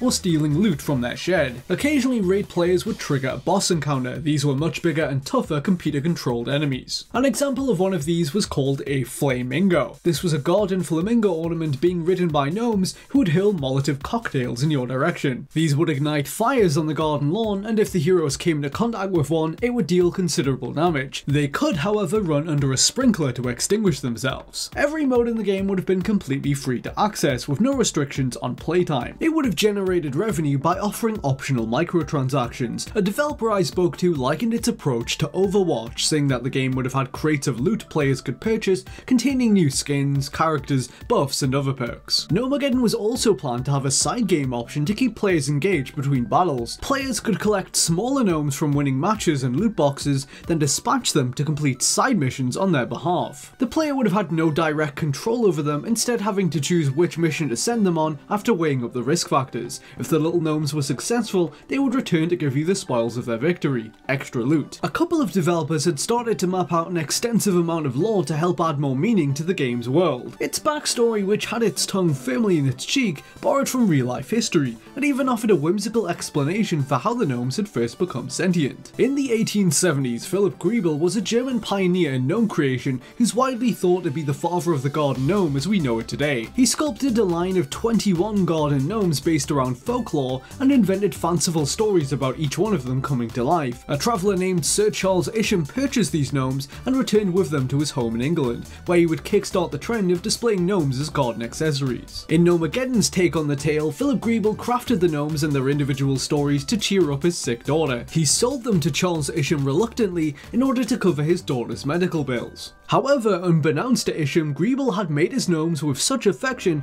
that he had magically willed them to life. After being shipped to England, the sentient gnomes realised that the magic inside each of them can be used to bring other garden ornaments to life. Some years later, Isham passes away and his estate sells them to various owners around the world, where they spread their life-giving rainbow energy. Living garden gnomes have quietly become commonplace since then. The story of Gnomegeddon was set in modern-day suburbs and followed a particular group of friendly and dutiful gnomes who guard their neighbourhood against pests and owners with no green thumbs. One day their turf becomes threatened by a new set of gnomes on the block and their leader, the tyrannical Conquest, a large villain gnome with a tragic past. Conquest was once a kind gnome named Larry who fell in love when his owners added to their garden collection an angel statue. Due to the angel being cracked from having once been smashed and glued back together, Larry was unable to bring it to life on his own, his powers insufficient. He then searched for a licorice plant, an ingredient which is said to have been used by the original 21 gnomes to enhance their magical abilities. Unable to find one of these in his neighbourhood, a frustrated Larry kicked over a bin, and out of it tumbled a discarded pack of black licorice candy, which in a moment of desperation he consumed. Due to black licorice candy being quote-unquote the most vile and disgusting candy on the planet according to the game, it twisted and corrupted him, warping him into a dark version of himself. The transformation drained him of his life-giving rainbow energy, leaving him unhinged and angry. He concocts an evil plan to reap his fellow gnomes of their energy by either corrupting or destroying them. He gathers more discarded black licorice candy and begins force-feeding it to other gnomes, amassing an army and storing their rainbow energy in a ceramic cube as it leaves their bodies. However, the Dark Leader's plans are foiled when his human owners decide to move houses and leave the cube behind before he can use it. Forced to start all over again, Larry, who has since taken on the moniker of Conquest, spreads his army over the neighbouring gardens to either corrupt or kill whatever gnomes they cross paths with. The battle for the neighbourhood between the player-controlled hero gnomes and Conquest's league of ceramic minions is on. These plot details were very early, but the developers responsible for them already had some vivid ideas for the world building they hoped to accomplish. They'd even given some thought for a potential sequel or DLC expansion to be released further down the line that would continue the story. Gnomegeddon would have had an ending sequence of some kind in which Conquest would have finally succeeded in gaining enough magical energy for his ritual and giving his angel love the gift of life. However, in a twist, the living angel would turn out to be far more evil than even Conquest himself ever was. With her powers overwhelmingly strong from receiving so much energy, she threatens to destroy the neighbourhood itself. In a follow-up of some sort, we were intended to see Conquest team up with the heroes from the first story to stop her. It was never figured out how exactly a lot of this storytelling would have worked in the game, but one developer did suggest that some of the lore might have ended up being released externally on the game's website or social media. After all, this was an online multiplayer game, and the team was putting gameplay first. Their approach might well have been paying off, because it was apparently very well received among test audiences that were brought in by Sony to play in development builds of the game. It's also said to have been well liked internally, notably more than Killstrain was. It was through no fault of its own that Nomageddon was never finished. Its demise was down to the failure of the studio's other game, Killstrain, a project that a lot of the Nomageddon team had little to no involvement with. Killstrain marked a considerable financial loss for Sony. It was originally intended to be made in only a year or two, being announced in December 2014. But due to how often it meandered creatively and struggled to find an identity for a lot of that time, it took about 3.5 years to complete and racked up development costs estimated by former staff to be around $15 to $16 million. It was eventually released on July 19th, 2016. Its launch didn't pan out quite as well as Sony San Diego's staff had expected. While high volumes of activity recorded for its first days did show signs of promise, the numbers would soon drop off. Former staff blame this largely on Sony's lack of promotion for the game. The publisher's efforts to publicize Killstrain were minimal, and this irked people at Sony San Diego. Apart from a handful of videos posted to the official PlayStation YouTube channel, there was next to nothing advertising it to players. The biggest issue that the developers took with Sony's treatment of the title was its placement on the PSN store. For its first week on the market, it was displayed front and center. After that, however, it disappeared from the front page and could only be discovered by digging around in the store's free-to-play games. This lack of visibility stopped Killstrain from growing, limiting its ability to bring in revenue. A former SD Studio developer said, "I don't think they grasp that in free-to-play games, only 2% of the people playing actually give you money. Unless you have millions of people playing, you won't make any money, so they basically killed their own game by not pushing it harder." Killstrain's audience in its initial months was small, but not without its dedicated users. To appease them and hopefully attract new users, Sony San Diego's managers instructed their staff to continue preparing new content and updates to improve it. Nomageddon's developers were pulled off the project and put on a Killstrain to assist them with this. Everything at the studio was mired in uncertainty from this point on, as workers were given a nebulous amount of time to make Killstrain better. It seems that few anticipated what was to come. Some told me they believed the failure of Killstrain would be overlooked, and that Nomageddon's potential would keep them afloat. Just less than 2 months after Killstrain came out, Scott Rhodey, the head of product development for Sony's US division, told them that they couldn't see a future for the game. Some staff were under the impression there would be a handful of layoffs, but Sony had something more radical in mind. They were shutting their entire wing of SD Studio down. All 50 or so members of staff involved with either Killstrain or Nomageddon, including management, were promptly let go. Among those affected were developers who had worked there for over 15 years. Former members of the studio say they were abruptly ushered out of the building the morning this happened without being able to take samples of their work. They were allegedly told that Sony would contact them at a later date to send them the material they needed, but it appears only a small handful of developers actually received theirs. For everyone else, they were cut off from preserving their work and weren't allowed to re-enter the disused offices. As an entire section of Sony San Diego, or a whole studio depending on how you define it, was dissolved, Nomageddon also met its end. Had it continued on its intended schedule, it would have come out sometime in 2017. Meanwhile, the surviving half of SD Studio remained open to continue working on MLB and other side projects. How Nomageddon would have turned out, we will never know, but its developers speak of their time on it fondly, and many of them continue to believe in its potential. These experiences form a contrast to the rocky development of Killstrain, the project that ultimately sealed its fate. After support for the game was dropped, Sony switched its servers off just less than a year on from its release on July 1st, 2017.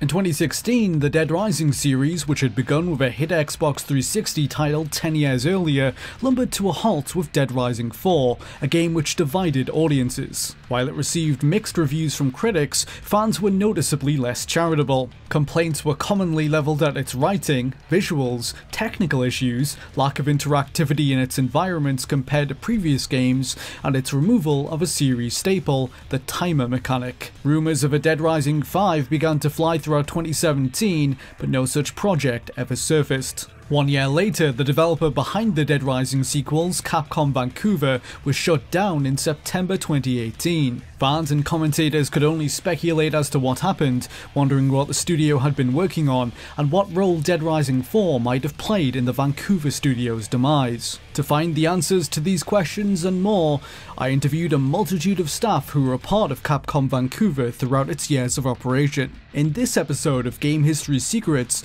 I will be revealing the truth behind Dead Rising 4's troubled development, the Dead Rising 5 that once could have been, and the many other games that were lost along the way.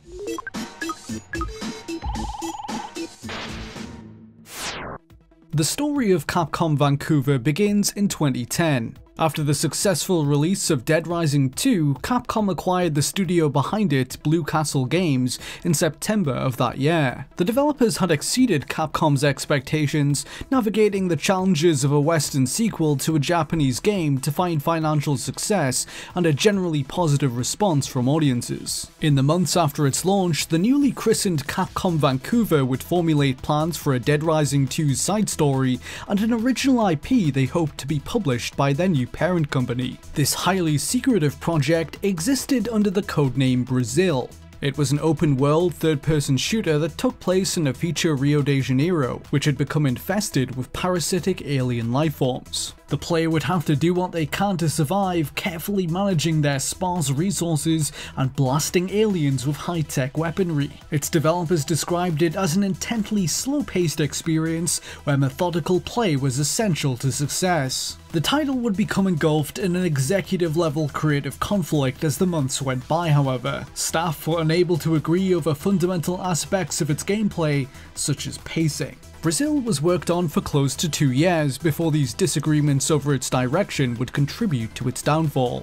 Capcom shut it down in 2012 and funneled its staff onto Dead Rising 3, which was already well into development and facing problems of its own. Dead Rising 3 originally was being developed for both Xbox 360 and PlayStation 3. It was planned to release in the twilight years of the two consoles, but the game was beset by technical issues, linked primarily to the PS3 version, former developers say. Capcom Vancouver's staff were often left scratching their heads at the PS3's notoriously complex architecture, and this resulted in builds for that platform running terribly. The development environment of the PS3 was causing such problems for the team that some were staring down the possibility of cancelling the entire project. Although it's important to note that these issues weren't limited to that one platform. Its developers told me that the project was pushing ideas that were above the technical capabilities of 360 and PS3 alike. A seamless open world, sans loading screens,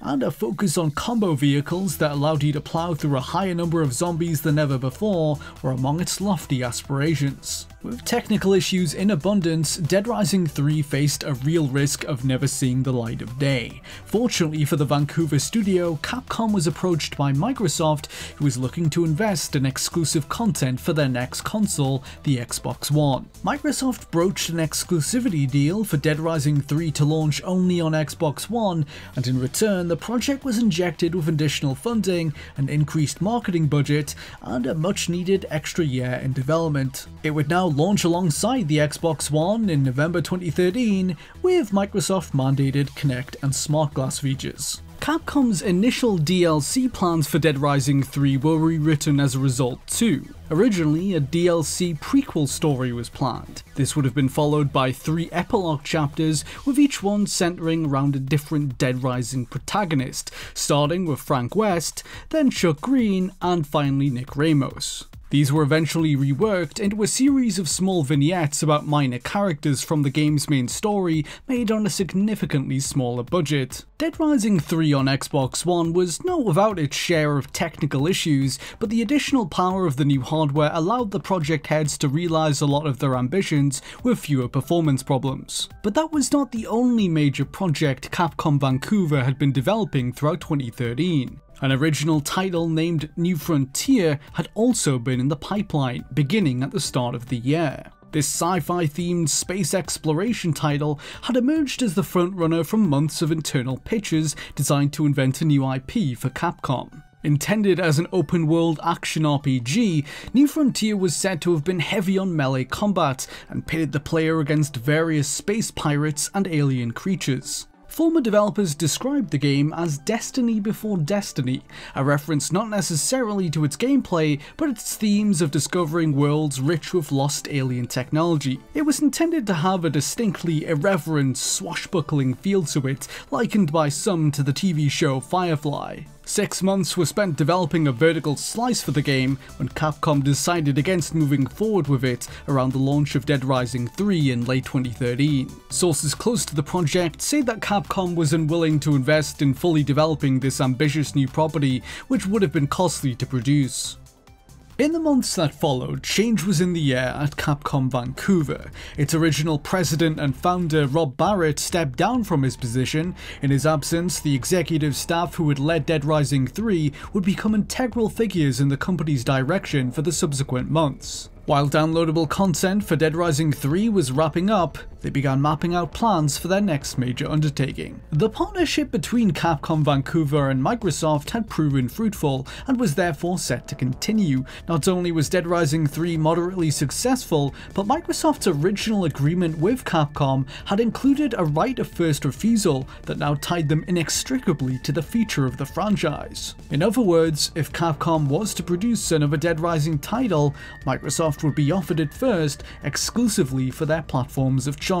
This time, as another Dead Rising title was being planned, Microsoft was a part of the project from the outset. The executives of Capcom Vancouver reportedly entered discussions with key members of Microsoft, and it wasn't long before a radically different direction was settled upon for this next Dead Rising.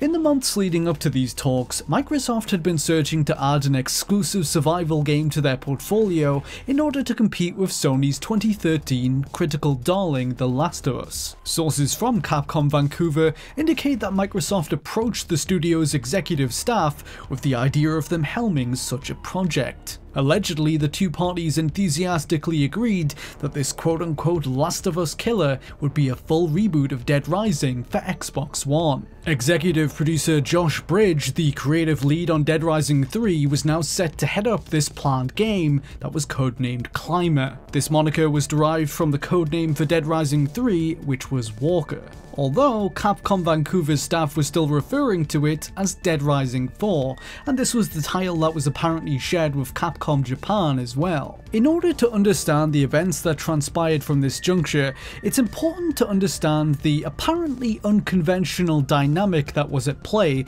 between Capcom Japan and Vancouver. Multiple former employees claimed that the Japanese headquarters maintained a somewhat distant relationship with their Canadian counterparts, having little to no direct oversight of their staff on the day-to-day and checking in with them only occasionally. At this point, Capcom was placing a high level of trust in the management of the Vancouver branch, as communication between the two was allegedly minimal. It was in this gulf of silence and unchecked creative freedom that the stage would be set for a disaster. Climber was worked on over the course of several months in mid-2014 by the vast majority of Capcom Vancouver's staff. This large team spent millions of dollars developing an elaborate prototype that presented a total reimagining of the Dead Rising series. It was an open-world survival game with a focus on stealth gameplay, which included sneaking up behind zombies and quietly executing them. Its new direction was far more subdued, moving away from the comedic antics of its predecessors. Its tone and visual style were darker, grittier. Crafting and comboing items together was still possible,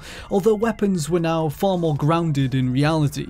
This new vision was lending inspiration from popular zombie media at the time, like The Walking Dead, but was also a manifestation of the studio's strong desire to create something different and more serious. Having worked on Dead Rising for a number of years, and being repeatedly denied the opportunity to do anything else, their creatives channeled a lot of this energy into Climber. The result was unlike anything Dead Rising had done before, which was a problem. Sources who were a part of the Climber project alleged that while Microsoft had been kept in the loop, Capcom Japan was never properly informed of this direction for the entire duration of its development. In mid-2014, Vancouver's execs allegedly presented the game to a stunned audience of Capcom higher-ups, who were apparently less than pleased at their creation, to put it lightly. A former staffer offered their interpretation of Capcom's revulsion towards Climber. The brand of Dead Rising is not as malleable as Capcom Vancouver thought it was. I think they realised that it's not in the DNA of the series.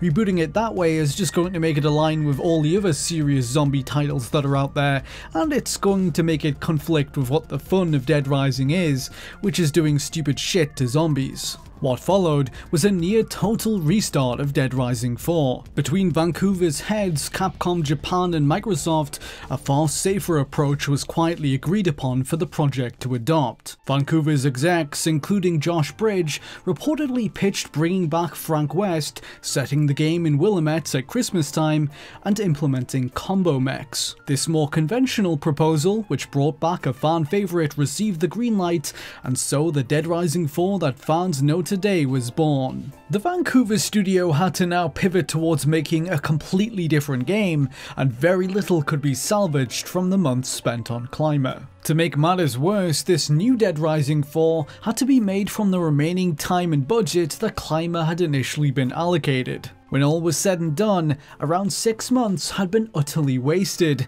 leaving only a year and a half to finish Dead Rising 4. Capcom ultimately decided to clean house in October 2014, allegedly firing the executive staff that had been deemed responsible for the failings of Climber. Among them were a number of key employees who had been instrumental in the making of Dead Rising 3, including executive producer Josh Bridge, senior producer Mike Jones, and design director Jason Lee. Former developers claim that faith in the studio was dwindling at this point. The fallout from Climber had taken its toll, and the rebooted Dead Rising 4 was left rudderless without its original creative leads at the helm. The walls of Capcom Vancouver were abuzz of speculation that the project would be cancelled, and the offices could be closed entirely. Consequently, a mass exodus took place throughout the remainder of 2014, with an alleged 40% of the studio's workforce leaving, including numerous Dead Rising series veterans. Adding to these woes were a series of unsuccessful pitches submitted from their developers throughout 2013 and 14, including various reimaginings of classic Capcom franchises. One such project was codenamed Rex, short for Resident Evil X, an action-driven spin-off of the horror series. The publisher rejected it as the public was souring on the more action-oriented RE games like Resident Evil 6. The Vancouver branch then attempted to revive survival horror series Dino Crisis with a new game for modern hardware. This endeavour never advanced beyond the pitching phase, being shot down by Capcom Japan after a few months of work. Developers believed that they were unwilling to make the significant investment in new technology that the project would have required. Internal pitches are also said to have existed for a new Onimusha game and a side-scrolling adventure using the Mega Man IP. With none of these secondary endeavours receiving the green light, Capcom Vancouver's focus was instead placed squarely on Dead Rising 4. Sources say that a new studio director, Joe Nichols, helped to hone the direction of the company to a degree, but the team continued to hemorrhage talent as development went on. January 2015, for instance, saw the departure of longtime series writer Annie Reed, who the company scrambled to replace and whose work on the game was largely reiterated over. Dead Rising 4 received no shortage of complaints when it was eventually released, with many fans citing missing features from previous games. Many of these omissions, former Capcom members explained, can be rationalized by understanding that the vast majority of work on the game's narrative and mission design was done under an incredibly condensed schedule of between 12 to 18 months. Within that deeply constrained development, the creative direction of Dead Rising 4 meandered considerably. Sources claim that a flavor of the week design culture took hold of the project, whereby the executives in charge would have the team ape features from other popular games they had taken a liking to. A key example of this is the camera filter system that had Frank scanning his environment for clues, which was directly inspired by the investigation mode in Batman Arkham Asylum. The team pitched expanding this feature by having it tie into the game's world in a more meaningful way. There were considerations for having different camera filters that would allow the player to access new areas a la Metroid, but none of these ideas made it into the finished game. Psychopaths, which had served as boss encounters in each game before it were controversially missing from Dead Rising 4, but were considered early on. In the first internal demo produced for the game, the developers included a psychopath named Reindeer Man. Shortly thereafter, concerns arose that having psychos would be deemed inappropriate for having the player beat up characters with mental and physical disabilities. The final nail in the coffin for these villains, however, was the lack of time and budget needed to implement them. Developers say that the psychos from previous games were expensive to produce, requiring their own custom behaviors, animations, music, and cinematics. The decision to cut psychos was partly walked back on the advice of a passionate few members of the team who insisted that fans would care if they were left out. As a compromise, maniacs were added midway into development, a series of basic mini-bosses made on a fraction of the budget. Another hotly contested addition to the game was the exosuit, a mechanical suit of armor Frank could occasionally equip that powered him up, allowing him to wail on enemies with great ease. Sources say that after it was originally pitched to the two publishing parties as comboing yourself, Microsoft became attached to the concept of Frank donning the exosuit and wanted it as a back-of-the-box selling point. Some developers, however, were less than enthusiastic about this new mechanic, which they had inherited from the previous executive staff prior to their removal. The exosuit was this terrible idea, everyone hated it, one member of the team said. It was a very bad decision that we got stuck with, and there wasn't enough confidence in the team's relationship with the publisher and Capcom Japan for us to push back and say, this sucks. The game's Evo zombies were a similar situation. This ferocious new enemy type that ran about and jumped on walls was apparently lamented by much of the team, but Microsoft had taken a liking to them, and thus they were committed to including them. The Evo zombies were once intended to play a larger role in the story, originally being produced by a villain named the Evo Queen. This narrative element was cut early on due to time constraints, something that would become a running theme throughout development. Multiple endings, another series staple, also fell victim to the short development cycle. A number of developers had proposed ways to implement this feature, but ultimately the game wasn't going to have enough content to support more than one ending due to the limitations presented. By extension, this is also partly why the timer was never a part of the game, due to the budget restricting enough content to justify one, in addition to most of the design team not liking the idea, and the publishers believing it would limit its appeal to a broader audience. Yet another scrapped concept was serial killers. Players were once intended to encounter crime scenes unrelated to the main story as they explored Willamette. The developers wanted to have Frank scanning for clues and following trails of victims to eventually unmask the perpetrators. These side stories were left on the cutting room floor, again because of time and budget restrictions. The aforementioned constraints placed upon Dead Rising 4 would become a defining trait of its development and a constant barrier to adding substance to the title. Even with Microsoft ultimately granting them several more months, pushing it back from its initial deadline of summer 2016, its developers describe a frantic dev cycle where crunch time was common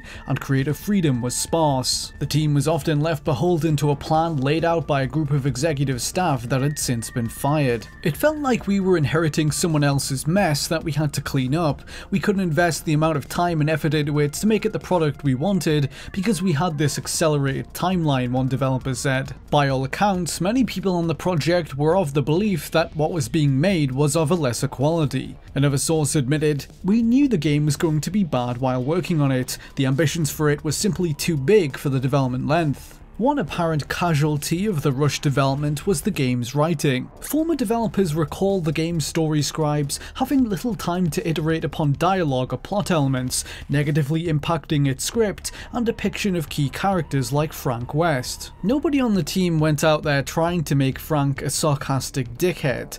The problem was that everything was written at such a breakneck pace, but we didn't have enough time to fix it. Even with clear issues mounting on Dead Rising 4, the franchise was showing no signs of slowing its expansion at Capcom Vancouver. Sources state that preliminary conceptualization for a Dead Rising 5 was already underway in early 2015 among a small team, just several months into work on the rebooted Dead Rising 4. By all accounts, most of 2015 was spent experimenting with tech for the project, and it wasn't until early 2016 that it would find its footing, when months before Dead Rising 4 was even announced, Capcom Vancouver was hiring a completely new team for Dead Rising 5. This new game, initially led by a former Crystal Dynamics executive, was distancing itself from the previous installment in about as definitive a manner as possible. At the time, the team was made up of 100% new blood, with zero crossover from the rest of the company. It was even being made in a different part of the Vancouver building, separate from the other project, and almost nobody from Dead Rising 5 had tried its then in development counterpart. On top of that, Dead Rising 5 was using a new engine, Unreal Engine 4, retiring Capcom's proprietary Forge engine which had powered the series since Dead Rising 2. The introduction of Unreal offered many new possibilities, which the developers were keen to take advantage of. A core part of their vision at this early stage was the idea of being able to combo together practically any configuration of items to make weapons, which Unreal could combine procedurally. Other early considerations for the project included light RPG mechanics, whereby elemental effects, like burn or force damage, could be applied to weapons depending upon which items were mixed together. There were also new options for traps. More or less any item, such as a chainsaw, could be affixed to walls or floors to create hazards for enemies. On the other hand, switching to Unreal Engine 4 presented its share of challenges as well. The engine was not ideally set up for a large open world or to have hundreds of enemies on screen simultaneously, two core elements of the Dead Rising series up until this point. To get around this, it was decided that the game would go with a quote semi-open world similar to the first two games, and zombies that were fewer in number but much stronger and more intimidating. Combat at this stage focused mostly on tense encounters in tight, intimate spaces. Environments were planned to be far more detailed, including a high number of interactive props, in sharp contrast to Dead Rising 4. It was also around this time when concepts for a story began to take shape. Much like how Dead Rising 4 brought back Frank West as a playable character, another returning fan favourite would have led this adventure, the protagonist of Dead Rising 2, Chuck Green. He would have been joined by his daughter Katie, who also would have been playable. Set in the years between Dead Rising 2 and 3, Dead Rising 5 would have taken place in Santa Catrina, Mexico, a fictional town inspired by the real-life city of Leon. Chuck once again finds himself in search of Zombrex, the drug that temporarily staves off the zombie virus for his still infected daughter Katie. In a plot inspired by the movie Sicario, a Mexican drug cartel has cornered the Zombrex market and has promised them a supply of it in return for their completion of various tasks. The virus begins to sweep the festively decorated town,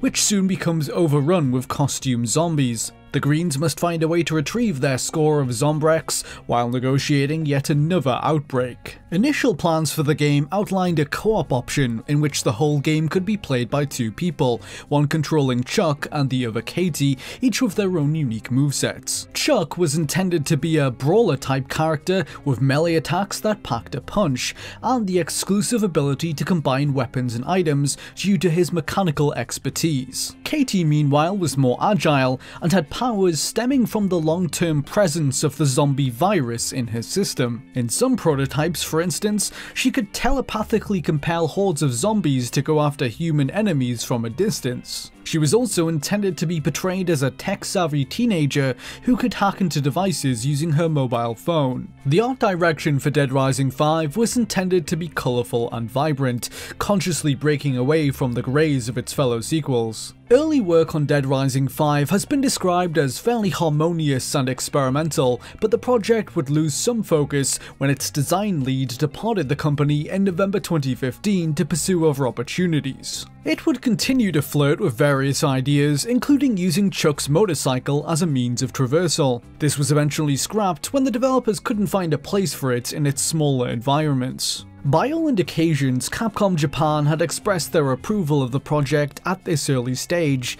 but its creative direction was about to undergo its first major shakeup. Its initial angle of Last of Us-inspired combat in a moderately sized open-world sandbox would shift somewhat when creative control of the project was assumed by an ex-Ubisoft developer in April 2016. Under this new design director, the original concept of allowing players to graft any combination of items together was done away with. As opposed to letting players combine anything for the sake of it, a more traditional approach of having bespoke designs for combo weapons was taken. This was intended to allow players to more easily choose a combo based upon which situation they were facing. Around this time, the project head added in the ability to climb buildings and other structures. This new means of traversal reportedly divided opinion among some members of the team. Whereas some welcomed the new element of verticality, others were less convinced. A former Capcom designer gave their take on the matter. The climbing was pointless because why would you want to build a system that gets you away from the zombies? Sources say the game's new design director, whose resume included the Assassin's Creed series, endeavored to widen the scope of the game's world, pushing for a larger map with more freedom to explore. They also introduced a focus on giving the player multiple different ways to approach each combat scenario, citing Far Cry 3's outposts as an inspiration. As 2016 came to an end and Dead Rising 4 was eventually completed, the scope of Dead Rising 5's development began to expand as staff from it transitioned over to this next project. Other developers meanwhile were planning pitches for games to be potentially made alongside the next Dead Rising. Having previously proposed brand new IPs, then revivals of existing ones, Capcom Vancouver would now split the difference, attempting reimaginings of legacy Capcom properties. The most radical of these undoubtedly was the tentatively titled Lost Star, a sci-fi revival of the 1985 scrolling shooter Gunsmoke. Originally Western themed, Gunsmoke was overhauled into a team-based open-world shooter set in outer space. Likened to Guardians of the Galaxy and Cowboy Bebop by some, the title would have seen players exploring multiple planets, enlisting new crewmates to join their bounty hunting exploits. Another of these was codenamed Broken Horizon, which was a reboot of third-person shooter Lost Planet built around 4-player co-op. Players would have explored vast landscapes using mech suits, battling gigantic creatures, gathering resources to survive, and protecting your base from hostile threats like bandits was key. These two proposals never made it beyond the pitching phase, when in early 2017 Capcom rejected both. The ambitious Lost Star was branded well beyond the production capabilities of the studio, given that it would have required hundreds of employees and several years to develop. Capcom was also unwilling to invest in a big-budget reboot of a relatively niche franchise in Broken Horizon. There was one revival pitch that was able to receive the initial green light, however. Another team had envisioned a third-person shooter that was initially based around ghosts and goblins. This game, codenamed Panther, was planned to be a linear story-driven affair set in a 1970s New York City where classical supernatural creatures like demons and werewolves are an everyday fact of life. The player would have controlled a female law enforcer who battles supernatural entities as part of a government organization named the Knights of Aegis. The politically charged plot would have featured a racial allegory at its center, where the main character would have grown skeptical of the Aegis group's treatment of supernatural entities and found their allegiances in doubt. Partway into the game, they would have eventually unraveled that they too are in fact a golem, one of the supernatural beings they have been killing throughout the game, in a plot twist that flips the dynamics of the story on their head. Over months of pre-production in 2017, the game would develop elaborate ideas like these for its narrative and a prototype to showcase its gameplay built in Unreal Engine 4. It was a third-person shooter with a mix of realistic guns and magic spells that could be used to manipulate your environment. Players could shoot sewer grates or loose pipes to conjure large geysers of water, propelling themselves into the air to glide about and target enemies behind cover. With Panther and Dead Rising 5 simmering in the background, Capcom Vancouver was also working on downloadable content for Dead Rising 4 and attempting to grapple with the mixed reception of the base game. Former workers recall a viral video which criticized the game being the subject of much discussion in the post-launch period.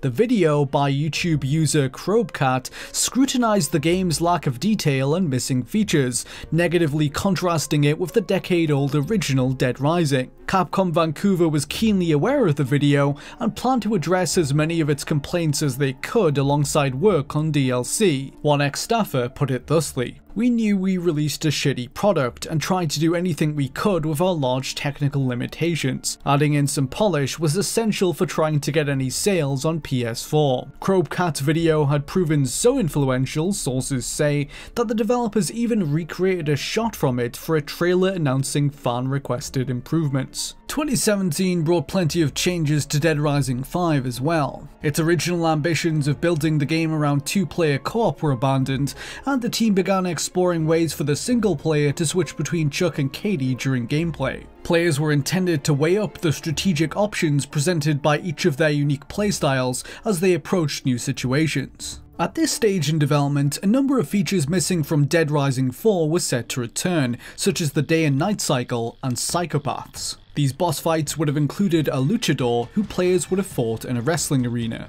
Sources claimed there had been extensive considerations towards reintroducing the timer from previous games, but before any final decision could be made, the project underwent another large change in direction. In April 2017, after a series of heated creative disagreements with the studio's management, the game's design director and lead designer were fired from the company in quick succession. This left Dead Rising 5 with only its executive staff to lead it, who soon opted to overhaul the entire project once more. With the studio's lack of Unreal Engine experience in mind, the decision was made to curtail Dead Rising 5's scope, transforming it from an open-world game to one with a linear level-based structure. Some staff members recounted their frustration at months of work going to waste, and the project's apparent lack of direction at this time. We'd ask what kind of game we were making, and the executive producer would say, "Our pillars of reference are other games that do companion AI or character flipping, so our pillars are Uncharted 4, Batman Arkham Knight, and Grand Theft Auto 5. This drove me insane. Not only do these games play completely differently and are on their 4th+ iteration of working on the same engine / tech / mechanics, but the way these games do character swap is entirely different per game." The game's levels at this point in development have been likened primarily to those of Uncharted 4 due to their partly open nature and elements of exploration. This phase of the project lasted ultimately only a few months, however. Before the dust could settle on this latest iteration, it would undergo its most drastic shift yet in summer 2017. The team's remaining executives chose to reconfigure what had already been built into an action game heavily inspired by Dark Souls and Bloodborne. With the core premise of a Chuck and Katie adventure in Mexico intact, gameplay was altered considerably. A stamina meter and lock-on system were added. Combat now required you to carefully evade oncoming attacks, waiting for an opening. Standard run-of-the-mill zombies became less of a focus, as the game added a number of challenging new zombie variants themed around the Day of the Dead, including a large woman wielding a scythe dressed as Santa Muerte. In June 2017, the company hired Mexican horror film director Gigi Sol Guerrero, who joined the game's team of writers. Guerrero was also intended to play one of its characters. Sources indicate that over the following months, a first pass of the script was completed, and work had started on performance capture for the game's cinematics. It was planned to feature a renewed focus on the lore from the first two games and multiple endings. Towards the end of the year, an external localization company in Mexico was hired to help flesh out the game's world. An entire telenovela was written, alongside TV news reports charting the progress of the zombie outbreak entirely in Spanish that could be heard throughout the story. Some voiced their approval of this more linear design approach that attempted to play to the strengths of Unreal Engine 4. One interested party was Sony, who had reportedly shown enthusiasm for it in meetings with Capcom Vancouver. Unlike the previous two games, Dead Rising 5 had no timed exclusivity arrangement for the Xbox One, and was therefore set to land on PS4 as well. Ultimately though, this vision for the game didn't last, as Capcom Vancouver's new staff had unwittingly repeated the mistakes of their predecessors. Much in the way that Climber did several years earlier, this Bloodborne-inspired reinvention of the series drifted too far afield of what Capcom was willing to do with the Dead Rising IP. It was roundly rejected by the company's higher-ups in early 2018, who were once again bemused to find an alternate take on their franchise that they hadn't ever requested. Sources claimed the Vancouver heads had again failed to communicate their plans to Capcom Japan, who was firmly opposed to producing a Souls-like on a financial basis, and felt that it didn't fit the series. The team was sent back to the drawing board yet again, and the studio felt serious ramifications as a result. In February 2018, the entire Vancouver branch was restructured around the singular goal of delivering the next Dead Rising game. All other undertakings fell by the wayside. Shortly before its team hoped to make the jump to full production, Project Panther was cancelled abruptly. A handful of its staff were reassigned to work on Dead Rising 5, and the remainder were laid off, alongside a multitude of other employees who were deemed non-essential. Overall, the layoffs affected 30% of the studio, just shy of 50 workers. In the aftermath of this restructuring, Vancouver's mobile reboot of Puzzle Fighter was axed in April 2018. This pet project of theirs, worked on by a small team, had launched only 6 months prior. Plans for further expansions and a port to consoles including Nintendo Switch were scrapped. The executive staff in charge of Dead Rising 5's Dark Souls phase were fired also. Replacing them were figures like Bryce Cochran, the executive producer of Dead Rising 4. Under this new leadership, the game adopted a more traditional style of gameplay, evolving into something more akin to Dead Rising 3 and 4. The team now aimed for a 2019 release, having been granted numerous extensions from Capcom. With its failures mounting, Capcom Vancouver found itself struggling to justify its existence. Attempts were briefly made to retrofit Project Panther into a multiplayer game, which was shot down by the Japanese head office. 6 months on from their initial layoffs, Capcom Japan chose to cut their losses and close the entire studio, leaving 158 people out of work in September 2018. After over 3 years spent floundering in development hell, bouncing off one completely different creative direction after another, Dead Rising 5 was no more. Its final team of execs had been unable to convince them of its potential. Ex-employees blame a lack of leadership and the absence of a strong creative direction. Its failure spelled not only the demise of the studio in charge of it, but the series in general. Sources claim that despite Dead Rising 4 exceeding 1 million units sold, it didn't come anywhere close to breaking even.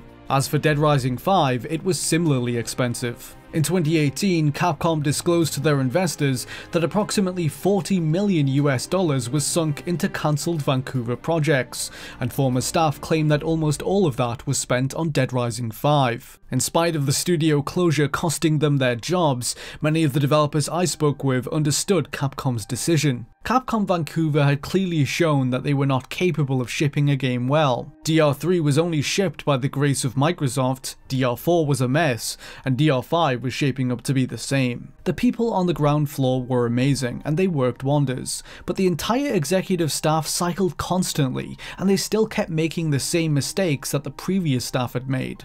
Another developer offered their perspective. DR5 was supposed to be a reset, new engine, new way of doing things, but in the end we couldn't figure it out. Their entire organization was rudderless and unsure about where to bring the franchise. In the end, they ran out of time as Capcom ran out of patience. Many of Capcom Vancouver's employees found work at other major studios in the city, namely EA Vancouver and the Coalition. Its closure marked the end of the publisher's attempts to produce big-budget games in North America. In November 2018, they asserted their intentions to concentrate the development of major titles in Japan from then on.